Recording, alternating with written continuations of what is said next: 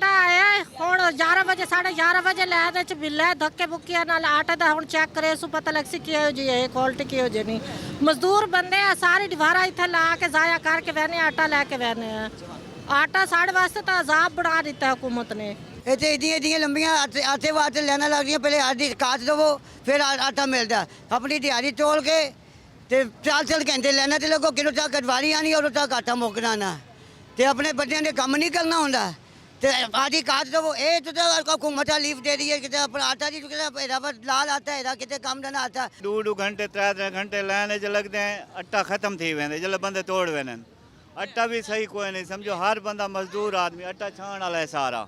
650 रुपये का थैला है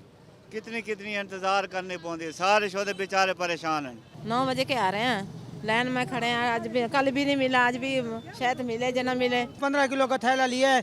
वो 15 किलो वाला थैला हमें मिल रहा है जी 2200 रुपये का वो हम लेते हैं साफ सुथरा आटा होता है ये हमें 650 रुपये का आटा दे रहे हैं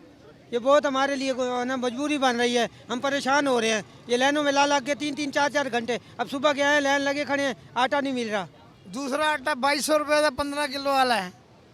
ये 650 का गरीब आदमी ले रहे हैं की करे छाण या जो कुछ भी है और मिलते रहे मिल में रहे देखो 2-2 घंटे खलोते रहे वो लाइन